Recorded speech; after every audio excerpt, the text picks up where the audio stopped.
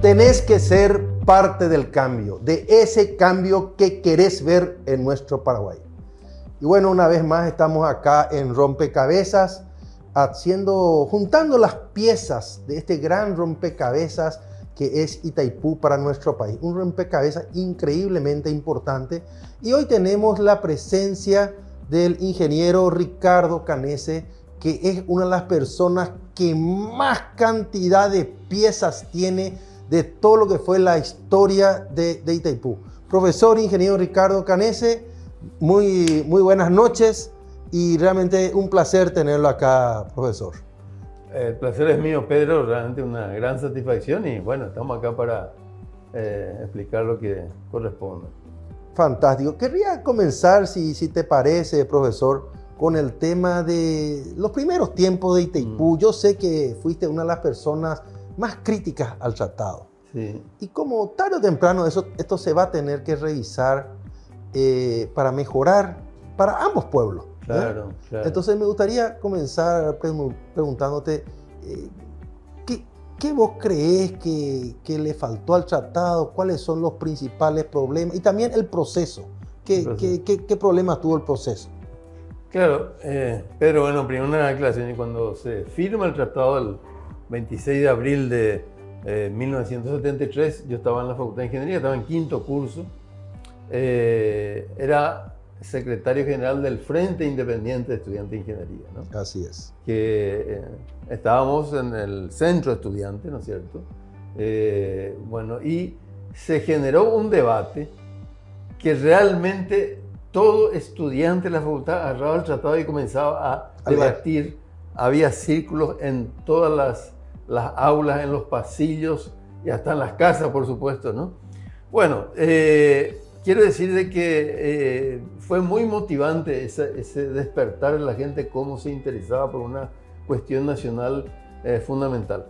Si bien el tratado, y eso nosotros sabemos, tiene aspectos jurídicos, económicos, etc., en la Facultad de Ingeniería se centró el debate, ¿no?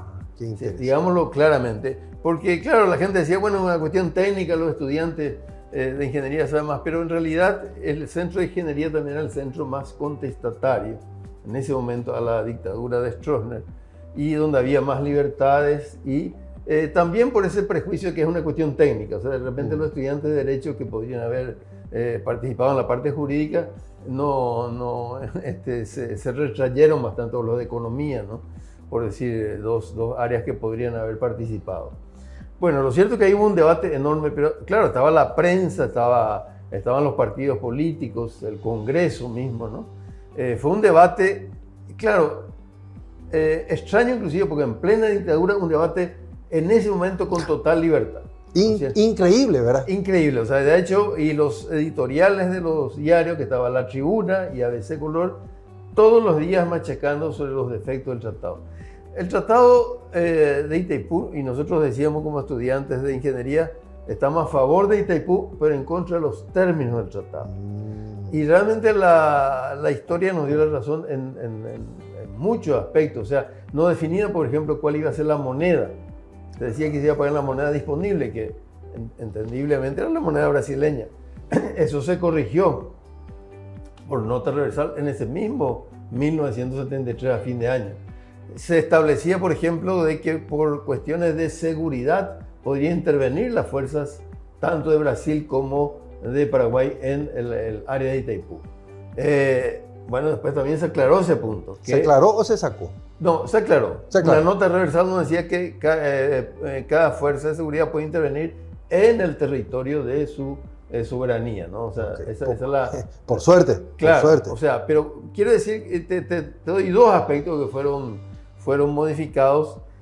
Claro, lo que no se modificó, para decir, y que dio lugar después a una crisis posterior, fue el tema de la frecuencia, que nosotros como estudiantes de ingeniería advertimos ya. O sea, el tratado decía que iba a haber una represa, pero no establecía la frecuencia que iban a tener las unidades.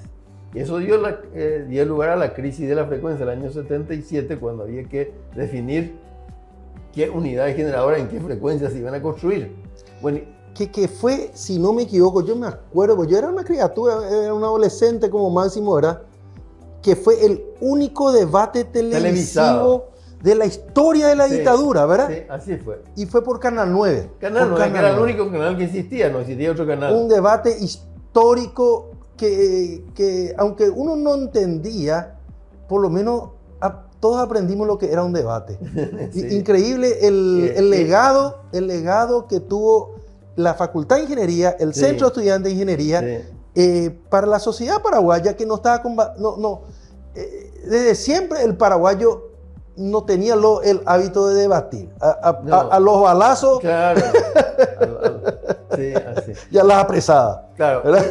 Mira, eso que señalás del debate de 1977 fue muy interesante. Nosotros yo ya era egresado, yo egresé en el 75, pero estaba en contacto con el Centro Estudiante, que era siempre del Frente Independiente de Estudiantes de Ingeniería, y donde se estaba advirtiendo ya por la prensa la gravedad de que se cambia la frecuencia. Sí. De hecho, la postura del ingeniero Denari, que era presidente antes, director general de Itaipú, era cambiar la frecuencia. Esa era la postura que él venía sosteniendo. Nosotros estábamos críticos a esa postura. Yo asesorando a los estudiantes, ¿no es cierto? Y que ya como ingeniero tenía un poquitito más de conocimiento. Ahora me doy cuenta que... Para que todos entendamos, ¿qué frecuencia tiene el Brasil? 60 ciclos. ¿Qué frecuencia tenía en esa época el Paraguay? 50 ciclos y hasta ahora. ¿Y Argentina? No cambiamos. 50. 50, muy bien. Entonces, nosotros teníamos la misma frecuencia que Argentina. Sí. Y por cuestiones históricas, qué sé yo. Claro, eso alguna vez alguien colocó 50 y nos quedamos 50. Así mismo. Y en Brasil también fue así. O sea, no es bueno ni malo 50 o 60. No. Pero si vamos a cambiar de frecuencia, implica una cantidad de cambios. Es un problema enorme. Fíjate que Río de Janeiro, justamente en esa época, estaba cambiando frecuencia. Porque en Brasil, no todo Brasil tenía 60. Tampoco. Y era un problema enorme para Río de Janeiro pasar de una frecuencia a otra, porque vos sabés, lo que somos técnicos, bueno, todos los equipos tenés que cambiar, desde los transformadores, las líneas están diseñadas para una frecuencia, está bien, a lo mejor puede funcionar lo mismo con otra frecuencia, pero todo se diseña, ni qué decir generadores, los motores de la industria, o sea, realmente es un problema serio. Bueno, lo cierto es que nosotros advertimos y convocamos un panel, vino el primer panel Domingo Laíno, después vino Oscar Flecha, el economista, vino el presidente de la Unión Industrial Paraguaya que estaba muy preocupado por esta situación, pues la industria paraguaya era la que iba a ser más directamente afectada. Y el último panel estaba invitado el ingeniero Enzo Bernardi, profesor de la facultad y también director de Itaipú y el que propugnaba ese tema. Y al mediodía viene llegando la gente de Canal 9. ¿No es cierto? Nunca habían aparecido en la facultad de ingeniería, ¿no? Y bueno, pero es que no, vamos a transmitir en directo. Bueno, magnífico, le dijimos, vengan y transmiten en directo. Así fue. Después nos dijeron de que las mismas Fuerzas Armadas estaban preocupadas por el tema. Y le dijeron, queremos que se transmita eso en forma directa. O sea, por ahí vino la información que me llegó, por lo menos, y que creo que debe ser fidedigna, o sea, no confiaban tanto en lo que le decía de verdad. Claro. Y entonces, bueno, ahí se generó el debate. Bueno, el resultado de eso, primero yo me fui al exilio, ¿no es cierto? Pues, y Poijá me usó la piola, ¿no es cierto? ¿No es cierto? Por el lado más delgado se rompe la piola. Y claro, también una represión para el movimiento independiente, o sea, no fue solamente, pero ese fue un factor que colmó probablemente el vaso. Pero lo cierto es que la frecuencia no se cambió. O sea, finalmente Stroessner, escuchando y viendo toda la situación, no cambió la frecuencia y hasta hoy tenemos esta frecuencia. Y a ver, si hubiésemos cambiado la frecuencia iba a ser un problema. O sea, o sea, para la industria y después, bueno, cómo se iba a encarar Yacyretá, por ejemplo. O sea, en cambio, la solución que se le dio inclusive, Pedro, yo creo que vos como técnico también vas a coincidir conmigo, el Brasil, ¿qué hizo? Dijo, bueno, está bien, aceptó, no le gustó, pero aceptó. Vamos a hacer una línea de transmisión de corriente continua para llevar la energía paraguaya a San Pablo, hasta ahora. Y esa es la mejor forma de interconectar los sistemas de 50 y 60 ciclos. Entonces, eso dio lugar a que ahora podamos pensar, por ejemplo, si hay condiciones, exportar nuestra energía de Yacyretá al Brasil. Ya está la línea, ya están todas las condiciones, ¿no? Ojo, toda la región salió beneficiada. Qué interesante. O sea, de alguna manera lo que se realizó en Itaipú a través de esa planta rectificadora, no sé si llamarle rectificadora, que está en Furnas, más o menos será como a 20, 30 kilómetros de Itaipú, por ahí, para los que no conocen, posibilita una cantidad de interconexiones, ¿verdad? Sí. Qué interesante. Ahora, quiero retroceder un chiquitito, porque señalaste algo muy importante y creo que sos la primera persona que traigo acá a Rompecabezas que ya era técnico en el momento de la firma del tratado, ¿verdad? Entonces, quisiera rescatar ese conocimiento. Creo entender que dijiste lo siguiente. Estaba el tratado, que alguien lo prenegoció, lo que sea, y ahí recién se puso a consideración de la gente. Y se empezaron a decir, yo estoy en contra de esto, yo estoy en contra de aquello. Y los errores, por decir así, o lo que ambos gobiernos de alguna manera estaban de acuerdo en cambiar, no se cambió el tratado, sino se hicieron reversales. Claro. Así es, ingeniero. Así es. ¿Cuántas reversales hubo que se firmaron conjuntamente con el tratado o en los primeros meses del tratado? Bien, casi inmediatamente, por lo menos las dos más importantes, que son las que cité, ¿no? De la moneda disponible, ¿no es cierto? Y la cuestión de seguridad, que son los temas centrales. Hay temas que no se tocaron, como el tema de la frecuencia, que estalló después del 77. O sea, 4 años. El tema del factor de ajuste. Se criticó mucho el oro, ¿no es cierto? Porque se fíjate que nosotros íbamos a recibir, en el caso de la compensación, $0,3 por megawatt hora, reajustado en base a la cotización del oro, que tenía una cotización fija desde 1944. Porque así venía el oro, ¿no? Claro. Por suerte, Nixon liberó, digamos, la relación oficial entre el oro y el dólar, y el oro, entonces se murió esa cláusula, pero eso no fue revisado sino hasta 1986, que se establecen los factores de ajuste. Pero por eso hubieron algunas revisiones inmediatas, otras, y lo que no se revisó es ese texto ambiguo en relación a la soberanía hidroeléctrica, porque que le permitió al Brasil interpretar que ellos tienen la exclusividad y hasta que pueden confiscar nuestra energía, nos guste o no nos guste, y que nos pagan la confiscación. Nosotros de luego ahora tenemos la interpretación que creo que es la correcta, que el Paraguay tiene, o sea, toda la soberanía, y el Brasil tiene en todo caso el derecho de adquisición y de pagar un precio justo, pero no de confiscar a un precio vil. Pero ese texto ambiguo, eso no se modificó.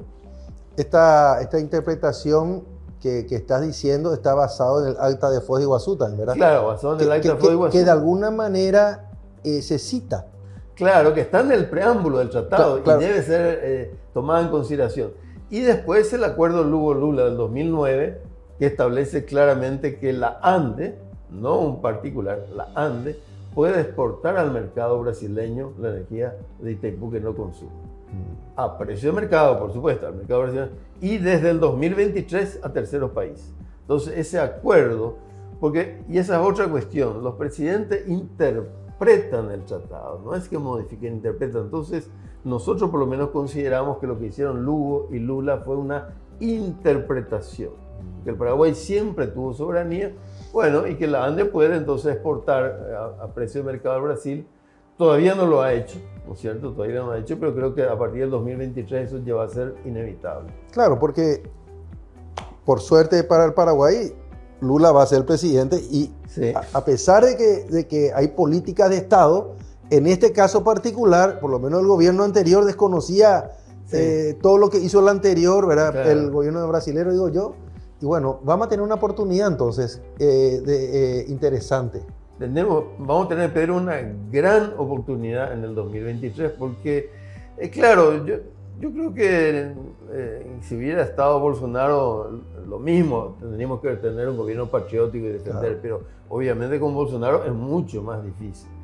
Con Lula es más fácil, hay que decirle, Lula, apliquemos el acuerdo Lugo-Lula, simplemente lo que vos firmaste, ya está. Entonces no hay que inventar nada. Entonces, lo que necesitamos sí tener de nuestra parte un gobierno que negocie patrióticamente, tenga gente íntegra y que busque los beneficios del país y no de los amigos, de los muchachos, ¿no? Bueno, vamos a ir yendo a un corte. Entonces, al regreso del corte, te voy a pedir que nos narres un poquito aquello de la deuda espuria, que no? fue todo un descubrimiento para mucha gente, y estimo que sos la persona que más ha explicado el tema, y queremos tener el lujo acá de contar con tu explicación, de tu visión de cómo se generó eso. Volvemos enseguida.